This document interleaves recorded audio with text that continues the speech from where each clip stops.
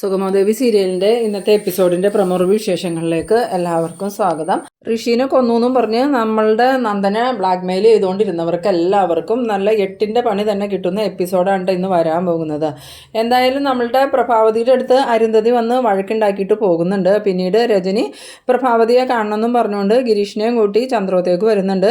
അങ്ങനെ ചന്ദ്രോത്തേക്ക് വരുന്ന സമയത്ത് സിദ്ധാർത്ഥന അവിടെ ഇരിക്കുന്നുണ്ട്. സിദ്ധാർത്ഥനോട് അച്ഛൻ ഇതെന്താ കാണിക്കണേന്ന് ചോദിക്കുമ്പം എന്താ മോളെ എന്താ ഉദ്ദേശിക്കണേന്ന് ചോദിക്കുമ്പം നന്ദനെ കാണാതായിട്ട് എത്ര സമയമായി, ഇതുവരെ നന്ദനെക്കുറിച്ച് ഒരു അറിവുമില്ലല്ലോ, അച്ഛനെന്താ ഒരു ഉത്തരവാദിത്വം ഇല്ലാത്ത പോലെ കാണിക്കണേന്ന് ചോദിക്കുമ്പം ഞാൻ ഇതേ കൂടുതൽ എന്ത് ഉത്തരവാദിത്വം കാണിക്കണം എന്നാണ് മോള് പറയണത്. നന്ദനെ കണ്ടെത്താനുള്ള എല്ലാ ഏർപ്പാടും ഞങ്ങൾ ചെയ്തിട്ടുണ്ട്. അച്ഛനിത് ആരോടെ ഈ പറയണേ, എന്നെ പൊട്ടിയാക്കാനൊന്നും നോക്കണ്ട. എന്തായാലും അച്ഛനും ദേവികയും ചേർന്ന് മനഃപൂർവ്വം ഓരോരോ കാര്യങ്ങൾ ചെയ്യണതാ. ഇനി എനിക്കുള്ള സംശയം ആ ദേവികയാണോ നന്ദനെ കാണാതെ അതിന് പിന്നിൽ നിന്നാന്ന് പറയുമ്പം സിദ്ധാർത്ഥൻ പറയുന്നുണ്ട്, നീ ആവശ്യമില്ലാതെ സംസാരിക്കില്ല രജനി, നീ എന്തറിഞ്ഞിട്ട് ഇങ്ങനെയൊക്കെ സംസാരിക്കണത്. നന്ദനെ കാണാനില്ല എന്നും പറഞ്ഞ് പോലീസിൽ കംപ്ലയിൻറ്റ് ചെയ്തു. പോലീസ് ഇവിടെ വന്ന് അന്വേഷണം നടത്തി FIR തയ്യാറാക്കിയിട്ട് പോയിട്ടുണ്ട്. അവരുടെ അന്വേഷണം ആ വഴിക്ക് നടക്കുന്നുണ്ട്. അതിൻ്റെ ഇടയ്ക്ക് നമ്മളിപ്പോൾ എന്ത് ചെയ്യാനാ? എന്തായാലും പരസ്യമായിട്ടുള്ള ഒരു അന്വേഷണത്തിന് പോകണ്ട ഞങ്ങൾ DYSPയോട് പറഞ്ഞിട്ടുണ്ടെന്ന്. അന്നേരം രജനി ചോദിക്കുന്നുണ്ട്, പരസ്യമായ അന്വേഷണം നടത്തിയെന്ന് വിചാരിച്ചാൽ എന്താ പ്രശ്നം? അത് ശരി, MLAയുടെ പേരിന് മോശം വരുമല്ലോ എന്ന് കരുതിയായിരിക്കും അച്ഛൻ അങ്ങനെ പറഞ്ഞതെന്ന് പറയുമ്പോൾ നീ എന്തൊക്കെയാണ് രജനി പറയണേന്ന് ചോദിക്കുന്നു. ആ സമയത്ത് നമ്മളുടെ ദേവിക അങ്ങോട്ട് വരുന്നുണ്ട്. ദേവികേനെ കണ്ടതും രജനിക്കാണെങ്കിൽ ആകെ ദേഷ്യം വരുന്നുണ്ട്. എന്നിട്ട് രജനി പറയുന്നുണ്ട്, ഇവൾ ഒറ്റ ഒരുത്തി കാരണം എൻ്റെ ആങ്ങളേനെ ഇപ്പോൾ കാണാതായേന്ന്.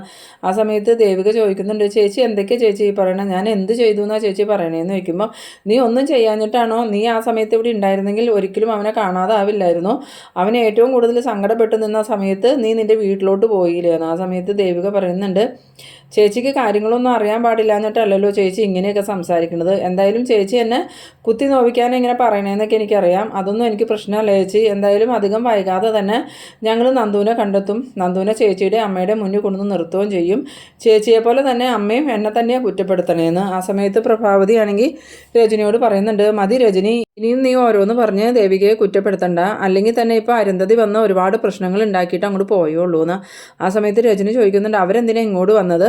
ആ സമയത്ത് സിദ്ധാർത്ഥൻ പറയുന്നുണ്ട്, അതാ എനിക്കും മനസ്സിലാവാത്തത്. അവരുടെ മകനെ കൊന്നത് നന്ദനാന്ന് ഹരിയേട്ടൻ അവിടെ ചെന്ന് പറഞ്ഞായിരുന്നു. അതുപോലെ തന്നെ നന്ദനെ പോലീസ് സ്റ്റേഷനിൽ ഹാജരാക്കാൻ പോവുമെന്നും പറഞ്ഞു. എന്നിട്ട് നന്ദനെ ഹാജരാക്കാതിരിക്കുമ്പം അവർ സ്വാഭാവികമായിട്ടും സ്റ്റേഷനിൽ കൊണ്ടുപോയി കംപ്ലയിൻറ്റ് കൊടുക്കുകയല്ലേ ചെയ്യേണ്ടത്, ഋഷിയുടെ കൊലപാതകീനെ അറസ്റ്റ് ചെയ്യണമെന്നും പറഞ്ഞ്. അവരതൊന്നും ചെയ്യാതെ ഇവിടെ ഒന്ന് പ്രശ്നം ഉണ്ടാക്കണേ എന്തിനാണെന്ന് എനിക്ക് മനസ്സിലാവാത്തതെന്ന്. ആ സമയത്ത് ദേവികയും പറയുന്നുണ്ട്, നന്ദുവിനെ ഇവിടെയൊക്കെ നോക്കിയിട്ടും കാണാണ്ടായിപ്പോൾ അരുന്ധതി മേഡത്തിൻ്റെ മുഖഭാവമൊക്കെ അങ്ങോട്ട് മാറിയായിരുന്നു അച്ഛാ. അവരെന്തൊക്കെയോ രഹസ്യങ്ങൾ മറക്കുന്നുണ്ടെന്നാണ് എനിക്ക് തോന്നണേ. അന്ന് ഹരിയങ്ങൾ പറഞ്ഞില്ലായിരുന്നോ ഋഷി മരിച്ചു എന്ന് പറഞ്ഞിട്ടും അവർക്ക് പ്രത്യേകിച്ച് സങ്കടമൊന്നും കണ്ടില്ല, പേടി മാത്രം അവരുടെ മുഖത്ത് കണ്ടേന്ന്. ഇവിടെ വന്നിട്ട് നന്ദുവിനെ കാണാതായപ്പോഴും അവരുടെ മുഖത്ത് ആ പേടിയാണ് ഞാൻ കണ്ടത്, അല്ലാതെ മകൻ്റെ കൊലയാളിയോടുള്ള ദേഷ്യമോ വിരോധമൊന്നും അല്ല കണ്ടേ. മകൻ മരിച്ചതിൻ്റെ ഒരു സങ്കടവും ഞാൻ അവരുടെ മുഖത്ത് കണ്ടില്ല. ആ സമയത്ത് ഗിരീശൻ പറയുന്നുണ്ട്, ഇനിയിപ്പോൾ ഋഷിയെ കൊന്നു എന്നുള്ളത് നന്ദൻ്റെ തോന്നലെങ്ങാനും ആണോ എന്ന് ചോദിക്കുമ്പം പ്രഭാവതി പറയുന്നുണ്ട്, അല്ല ഗിരീഷ, അങ്ങനെയൊന്നുമല്ല, ശരിക്കും ആ ഋഷിയെ നന്ദൻ കൊന്നത് തന്നെയാണ്. ആ സമയത്ത് രജനി പറയുന്നുണ്ട്, എന്തായാലും നന്ദനെ എവിടെയാണെന്ന് നിങ്ങൾക്കൊന്നും കണ്ടുപിടിക്കാൻ പറ്റിയില്ലല്ലോ, ഞാൻ അവൻ്റെ റൂമൊക്കെ ഒന്ന് പരിശോധിച്ച് നോക്കട്ടെ. അവനക്ക് സ്ഥിരമായിട്ട് ഡയറി എഴുതുന്ന ഒരു പരിപാടി ഉണ്ടായിരുന്നു. എന്തായാലും അവൻ്റെ ഡയറി അവിടെ ഉണ്ടോ എന്ന് നോക്കട്ടെ. അങ്ങനെയാണെങ്കിൽ ആ ഡയറിയിൽ അവൻ എന്തെങ്കിലും കുറിച്ച് വെച്ചിട്ടുണ്ടാവുമെന്ന്. അങ്ങനെ രജനിയാണെങ്കിൽ നന്ദൻ്റെ റൂമിലോട്ട് പോകുന്നുണ്ട്. കൂടെ ദേവികയും പ്രഭാവതിയും പോകുന്നുണ്ട്. അവർ പോയി കഴിഞ്ഞതും ഗിരീശൻ സിദ്ധാർത്ഥനോട് ചോദിക്കുന്നുണ്ട്, എന്തായി സാർ, അന്വേഷണത്തിൽ എന്തെങ്കിലും പുരോഗതി ഉണ്ടോ എന്ന് ചോദിക്കുമ്പം നിലവിൽ ഒരു വിവരവും കിട്ടിയിട്ടില്ല. അധികം വൈകാതെ തന്നെ നമുക്ക് അനുകൂലമായ ഒരു റിപ്പോർട്ട് കിട്ടുമെന്ന് എൻ്റെ പ്രതീക്ഷ എന്ന്. ആ സമയത്ത് ഗിരീശൻ പറയുന്നുണ്ട്, ഈ അരുന്ധതി മേഡത്തിൻ്റെ പെരുമാറ്റത്തിൽ എനിക്കും ചെറിയ സംശയങ്ങളൊക്കെ തോന്നുന്നുണ്ട് സാറ്. അന്ന് ഹരിസാറ് പറഞ്ഞില്ലേ അവിടെ ചെന്ന് അവരോട് മകനെ നന്ദൻ കൊന്നു എന്ന് പറഞ്ഞിട്ടും അവർക്ക് സങ്കടമോ കരച്ചിലൊന്നും അല്ല ഉണ്ടായിരുന്നത്, അവരുടെ മുഖത്ത് പേടി ഉണ്ടായിരുന്നേന്ന്. അതുപോലെ തന്നെ അതിനുശേഷം അവരിവിടെ വന്ന് വഴക്കുണ്ടാക്കി. ഇപ്പോഴും അവരിവിടെ വന്ന് വഴക്കുണ്ടാക്കി. പക്ഷേ അവർ നേരിട്ട് പോലീസ് സ്റ്റേഷനിൽ കൊണ്ടുപോയി കംപ്ലയിൻറ്റ് കൊടുക്കുകയല്ലേ വേണ്ടേ, അല്ലാതെ ഇവിടെ കിടന്ന് വഴക്കുണ്ടാക്കിയിട്ട് എന്താ കാര്യം? അന്നേരം സിദ്ധാർത്ഥൻ പറയുന്നുണ്ട്, ഹരിയേട്ടനും ആ കാര്യത്തിൽ കുറച്ചൊക്കെ സംശയങ്ങളുണ്ട്. എന്തായാലും അധികം വൈകാതെ തന്നെ സത്യങ്ങൾ പുറത്തു വരുമെന്ന്. പിന്നീട് കാണിക്കുന്നത് രജനിയാണെങ്കിൽ ഈ നന്ദൻ്റെ അലമാര തുറന്ന് പരിശോധിക്കുന്ന സമയത്ത് നന്ദനെ എഴുതി വെച്ചിരിക്കുന്ന ആ ഒരു ഡയറി കാണുന്നുണ്ട്. ഡയറി കണ്ടതും രജനി ആ ഡയറി തുറന്ന് വായിക്കുമ്പം അതിനകത്ത് നന്ദനെ എഴുതിയിട്ടുണ്ട്, എന്നെ ചതിച്ച കുറച്ചധികം പേരുണ്ട്, അവരോടെല്ലാവരോടും പ്രതികാരം ചെയ്യാനാണ് ഞാൻ കാത്തു നിൽക്കണേ. എല്ലാവരോടും പ്രതികാരം ചെയ്തിട്ടേ ഞാൻ മടങ്ങി വരുള്ളൂ.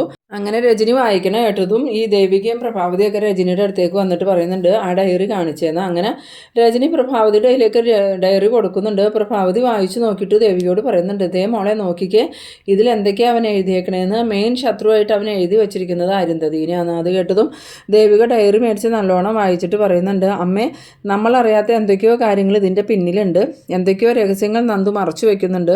അതുകൊണ്ടാണ് ഇപ്പം നന്ദുവിനെ കാണാതായേക്കണേ. എന്തായാലും അധികം വൈകാതെ തന്നെ നന്ദു തിരിച്ചെത്തുമായിരിക്കുമെന്ന്. പിന്നീട് കാണിക്കുന്നത് നമ്മളുടെ കെവിനെയാണ്. കെവിനാണെങ്കിൽ ശാരികയുടെ അടുത്തേക്ക് കാറ് നിർത്തി ഇറങ്ങി വരാണ്. ആ സമയത്ത് ശാരിക പറയുന്നുണ്ട്, കെവിൻ ചേട്ടാ, ഞാൻ എത്ര നേരമായി കാത്തു നിൽക്കണു, കെവിൻ ചേട്ടൻ എന്താ വരാൻ വൈകിയെന്ന് ചോദിക്കുമ്പം, അത് ശാരി, ഞാൻ കുറച്ച് ദൂരെയൊന്ന് പറഞ്ഞില്ലായിരുന്നോ, അതുകൊണ്ടാണ് എത്താൻ വൈകിയത്. നീ എന്തിനാ എന്നെ അത്യാവശ്യമായിട്ട് കാണണമെന്ന് പറഞ്ഞതെന്ന് ചോദിക്കുമ്പം, വീട്ടിലും ചന്ദ്രോത്തും ആകെ പ്രശ്നം, ചേച്ചിയാണെങ്കിൽ ആകെ സങ്കടത്തിലാണ്, നന്ദേട്ടനെ കുറിച്ച് ഇവിടുവരെയും ഒരു വിവരവും ഇല്ല. ആ സമയത്ത് കെവിൻ ചോദിക്കുന്നുണ്ട്, അപ്പോൾ പോലീസ് അന്വേഷണം നടക്കുന്നില്ലേ എന്ന് ചോദിക്കുമ്പോൾ, പോലീസ് അന്വേഷണമൊക്കെ നടക്കുന്നുണ്ട്, പക്ഷേ ആ DYSP വലിയ ഉത്തരവാദിത്വം ഇല്ലാത്ത പോലെ പെരുമാറണ. ഇത്രയും നേരം അതിലെ പരാതി കൊടുത്തിട്ട്, അതും സാധാരണക്കാരനെ അല്ലല്ലോ കാണാതായേക്കണേ, ഒരു MLAയുടെ ഭർത്താവിനെ അല്ലേ, എന്നിട്ട് അതിൻ്റേതായ രീതിയിലുള്ള അന്വേഷണമൊന്നും നടക്കണില്ല. ഇനിയിപ്പോൾ ആ DYSP ആരോടെങ്കിലും പണം വാങ്ങിയിട്ടായിരിക്കുമോ അന്വേഷണം ഉഴപ്പണേന്ന് സംശയമുണ്ടെന്ന്. ആ സമയത്ത് കെവിൻ പറയുന്നുണ്ട്, അയാൾ അങ്ങനത്തവനൊന്നുമല്ല, അയാൾ ഒരു അഴിമതി നടത്താത്ത ആളാണ്, അതുകൊണ്ട് നമുക്ക് വിശ്വസിക്കാമെന്ന്. എന്തായാലും എത്രയും പെട്ടെന്ന് നന്ദേട്ടനെ കണ്ടെത്തണം, ഇല്ലെങ്കിൽ അത് വലിയ പ്രശ്നമാവും എന്ന് പറയുമ്പം കെവിൻ ഈ ശാരിക എന്തെങ്കിലും മറച്ചു വെക്കുന്നുണ്ടോ എന്ന് അറിയാൻ വേണ്ടിയിട്ട് ശാരികയോട് ചോദിക്കുന്നുണ്ട്, നന്ദന എവിടെ പോയേക്കണേന്ന് വലിയ അറിവുണ്ടോ എന്ന് ചോദിക്കുമ്പം, ഇതെന്താ കെവിൻ ചേട്ടൻ ഇങ്ങനെ ചോദിക്കണേ, നന്ദേട്ടനെ കാണാനില്ല എന്നും പറഞ്ഞ് ഞങ്ങളെല്ലാവരും അന്വേഷിച്ച് നടക്കുക, അപ്പോൾ നന്ദേട്ടൻ എവിടെ പോയതാണെന്ന് അറിയാവോ എന്നാണോ കെവിൻ ചേട്ടൻ ചോദിക്കണേന്ന്. ആ സമയത്ത് കെവിൻ പറയുന്നുണ്ട്, അല്ല ശാരി, ഇനി നന്ദന എവിടെയാണെന്ന് വല്ല സൂചനയും കിട്ടിയോ എന്ന് അറിയാൻ വേണ്ടി ഞാൻ ചോദിച്ചതാണ്. കെവിൻ്റെ സംസാരം കേൾക്കുമ്പോൾ ശാരികയ്ക്ക് എന്തൊക്കെയോ സംശയങ്ങൾ തോന്നുന്നുണ്ട്. പിന്നീട് കാണിക്കുന്നത് നമ്മളുടെ ഇസബല്ലേനെയാണ്. കെവിനാണ് ഈ ശാരികയുടെ അടുത്തുനിന്ന് നേരെ പോണത് ഇസബല്ലയുടെ അടുത്തേക്കാണ്. ഇസബല്ലയുടെ അടുത്ത് നിന്നിട്ട് കെവിൻ പറയുന്നുണ്ട്, ബെല്ല, കാര്യങ്ങൾ കുറച്ച് പ്രശ്നമാണെന്നാണ് തോന്നണേ, എന്താ പറ്റിയെന്ന് ചോദിക്കുമ്പോൾ, അവർക്ക് ആർക്കും നന്ദനെക്കുറിച്ച് ഒരറിവുമില്ല, പോലീസ് അന്വേഷണം ഉഴപ്പുകയെന്നുള്ള പരാതിയിലാണ് ഇപ്പോൾ അവരൊക്കെ നിൽക്കണേന്ന്. അന്നേരം ഇസബല്ല പറയുന്നുണ്ട്, അന്വേഷണം ഇനി വേറെ ഏതെങ്കിലും ടീമിനെ ഏൽപ്പിക്കാൻ സാധ്യത ഉണ്ടോടാന്ന് ചോദിക്കുമ്പം, അത് പറയാൻ പറ്റില്ല, എന്തായാലും ദേവിക MLA അല്ലേ, അതുകൊണ്ട് തന്നെ ദേവികയ്ക്ക് ഇഷ്ടമുള്ള ടീമിനെ അന്വേഷണം ഏൽപ്പിക്കാനുള്ള അനുമതി മിനിസ്റ്ററുടെ അടുത്തുനിന്ന് കിട്ടും. ഇനി നമ്മൾ അതാ പേടിക്കേണ്ടത്, നിൻ്റെ പാപ്പനെ അന്വേഷണ ചുമതലയിൽ നിന്നും ഒഴിവാക്കി കഴിഞ്ഞാൽ അന്വേഷണം അതിൻ്റേതായ രീതിക്ക് നടക്കും. അപ്പോൾ പിന്നെ നന്ദനെ എന്തായാലും കണ്ടുപിടിക്കാനും പറ്റും. നന്ദനെ കണ്ടെത്തി കഴിഞ്ഞാൽ അടുത്ത നിമിഷം അവർ നന്ദനെ സ്റ്റേഷനിൽ ഹാജരാക്കും. അതോടുകൂടി നമ്മളുടെ എല്ലാ കള്ളത്തരവും പൊളിയും. അതുമാത്രമല്ല, വഞ്ചനാകുറ്റത്തിന് നമ്മൾ അകത്താവുകയും ചെയ്യുമെന്ന്. ആ സമയത്ത് ഇസബല്ല പറയുന്നുണ്ട്, ഇതിപ്പോൾ ആകെ പ്രശ്നമായല്ലോ, ഇനിയിപ്പോൾ ഋഷി തന്നെ ആയിരിക്കുമോ നന്ദനെ തട്ടിക്കൊണ്ട് പോയേക്കണേന്ന് ചോദിക്കുമ്പം, ഋഷിയൊന്നും ആയിരിക്കില്ല, ഋഷി അങ്ങനെ ചെയ്തെങ്കിൽ എന്തായാലും അരുന്ധതിമയുടെ അവിടെ പോയി പ്രശ്നം ഉണ്ടാക്കൂലല്ലോ, ഇനി വേറെ ആരെങ്കിലും നന്ദന് ശത്രുക്കളുണ്ടോ എന്ന് ചോദിക്കുമ്പം കെവിൻ പറയുന്നുണ്ട്, ഇല്ല ബെല്ല, അവനങ്ങനെ പ്രത്യേകിച്ച് ശത്രുക്കളൊന്നുമില്ല എന്ന് പറയുമ്പം, അത് നമ്മളെങ്ങനെയാണ് അറിയണേ, ഇപ്പം നമ്മളെപ്പോലെ തന്നെ നമുക്ക് ആർക്കും അറിയാത്ത വേറെ ഏതെങ്കിലും ശത്രു അവനുണ്ടോയെന്ന് അറിയില്ലല്ലോ, എന്തായാലും ആ വഴിക്ക് നീ ഒന്ന് അന്വേഷിക്കണമെന്ന്. അങ്ങനെ ഇസബല്ലയും കെവിനും ആകെ ഇങ്ങനെ ടെൻഷനായി നിൽക്കുകയാണ്. പിന്നീട് കാണിക്കുന്നത് നമ്മളുടെ അരുന്ധതിനെയാണ്. അരുന്ധതിയാണെങ്കിൽ ആകെ ടെൻഷനിലാണ്. ആ സമയത്ത് ഋഷി വന്നിട്ട്, അമ്മ ചന്ദ്രോത്ത് പോയിട്ട് എന്തായിന്ന് ചോദിക്കുമ്പോൾ, എന്താവാനാ, അവിടെ നന്ദനൊന്നുമില്ല, ആ പ്രഭാവതി നന്ദനെ കാണാണ്ട് ആകെ വിഷമിച്ച് നിൽക്കുക, എന്നിട്ട് അമ്മ അവരുടെ വിഷമവും കണ്ടുകൊണ്ട് പോകുന്നോ, നന്ദന അവിടെ ഉണ്ടോയെന്ന് അമ്മ നോക്കിയില്ലേന്ന് ചോദിക്കുമ്പം, ഋഷി, ഞാൻ അവരുടെ എല്ലാ റൂമും എല്ലായിടവും പരിശോധിച്ചു, നന്ദൻ എവിടെയെങ്കിലും ഇല്ല. ആ സമയത്ത് ഋഷി പറയുന്നുണ്ട്, ചിലപ്പോൾ നന്ദൻ എവിടെയെങ്കിലും ഒളിച്ച് നിൽക്കുമായിരുന്നെങ്കിലോ എന്ന് ചോദിക്കുമ്പം, ഇല്ല ഋഷി, നന്ദൻ അവിടെ ഇല്ല എന്നുള്ള കാര്യം ഉറപ്പാണ്, നന്ദൻ അവിടെ ഉണ്ടെങ്കിൽ ദേവിക എന്നോട് ധൈര്യമായിട്ട് എല്ലായിടവും പരിശോധിച്ചു എന്ന് പറയില്ലല്ലോ, അവർക്കൊരു പേടി ഉണ്ടാവില്ലേ, ഞാൻ പരിശോധിക്കണമെന്ന് പറഞ്ഞപ്പം ദേവിക അതിന് സമ്മതം തന്നു. പിന്നീട് ഞാൻ പരിശോധന കഴിഞ്ഞപ്പോഴും ദേവികയുടെ മുഖത്ത് അങ്ങനെ ഭാവവ്യത്യാസമൊന്നും കണ്ടില്ല. ആ സമയത്ത് ഋഷി പറയുന്നുണ്ട്, ഇനിയിപ്പോൾ ബെല്ല തന്നെയായിരിക്കുമോ ഈ നന്ദനെ തട്ടിക്കൊണ്ട് പോയേക്കണേ, അറിയില്ല ഋഷി, എന്തായാലും നിങ്ങൾ രണ്ടുപേരും അറിയാത്ത മൂന്നാമത് ഉള്ള ഏതോ ഒരു ശത്രു നന്ദനുണ്ട്, അല്ലെങ്കിൽ നിങ്ങളുടെ ശത്രു ആയിരിക്കാൻ നന്ദനെ കടത്തിക്കൊണ്ട് പോയേക്കണേ, കാര്യങ്ങൾ വലിയ പ്രശ്നത്തിലേക്കാണ് പോണേ, എത്രയും പെട്ടെന്ന് ഇത് പറഞ്ഞ് പരിഹരിച്ചില്ലെങ്കിൽ ചിലപ്പോൾ നന്ദൻ എന്തെങ്കിലും ആപത്ത് സംഭവിക്കും, നന്ദൻ എന്തെങ്കിലും ആപത്ത് സംഭവിച്ചിട്ടുണ്ടെങ്കിൽ അതിൻ്റെ ഉത്തരവാദി നിങ്ങളൊക്കെ തന്നെയായിരിക്കും. ആ സമയത്ത് ഋഷി പറയുന്നുണ്ട്, അതിന് അമ്മ എന്തിനെങ്ങനെ ടെൻഷനാവണേ, അവനക്ക് എന്തെങ്കിലും ആപത്ത് സംഭവിക്കുകയാണെങ്കിൽ അങ്ങോട്ട് സംഭവിക്കട്ടെ എന്ന്. പിന്നീട് കാണിക്കുന്നത് നമ്മളുടെ ദേവികേനെയാണ്. ദേവികയാണെങ്കിൽ അരുന്ധതിനെ കാണാനായിട്ട് അരുന്ധതിയുടെ വീട്ടിൽ വരുന്ന സമയത്ത് അവിടെ CPനെ കാണുന്നുണ്ട്. CP ദേവിക കണ്ടതും എന്താ ദേവിക എന്നും ചോദിച്ചുകൊണ്ട് ദേവികയുടെ അടുത്തേക്ക് ചെല്ലുമ്പം ദേവിക പറയുന്നുണ്ട്, ഞാൻ മേഡത്തോടൊരു കാര്യം പറയാൻ വന്നതാണ്. അന്നേരം CP ചോദിക്കുന്നുണ്ട്, എന്ത് കാര്യമാണെന്ന് ചോദിക്കുമ്പോൾ, ഇന്ന് ഞങ്ങൾ നന്ദുവിൻ്റെ റൂം പരിശോധിച്ചപ്പം അവിടെ നിന്നൊരു ഡയറി കിട്ടി.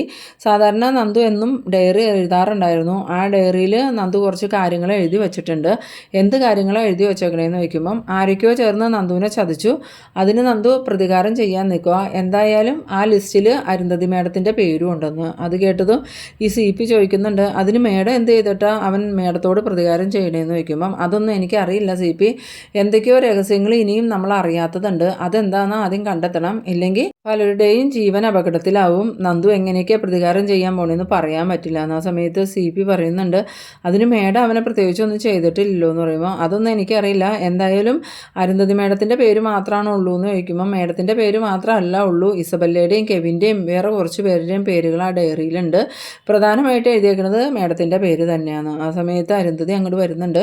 അരുന്ധതിക്ക് ദേവികയെ കാണുമ്പം ആകെ ഒരു വിഷമവും സങ്കടമൊക്കെ ആവുന്നുണ്ട്. എന്നാലും ദേവിക അരുന്ധതിയുടെ അടുത്തേക്ക് എന്നിട്ട് മേഡത്തിനോട് ഞാനൊരു പ്രത്യേക കാര്യം പറയാനാണ് വന്നത്, മേഡം ഒന്ന് സൂക്ഷിക്കണം എന്ന് പറയുന്നു. ആ സമയത്ത് അരുന്ധതി ചോദിക്കുന്നുണ്ട്, ഞാൻ എന്തിനാ സൂക്ഷിക്കണം, എൻ്റെ മകനെ നിൻ്റെ ഭർത്താവ് കൊന്നു കളഞ്ഞു, പിന്നെ ഞാൻ ഇനി എന്ത് സൂക്ഷിക്കാനാന്ന് ചോദിക്കുമ്പം അത് പറയാൻ തന്നെയാണ് ഞാൻ വന്നത്.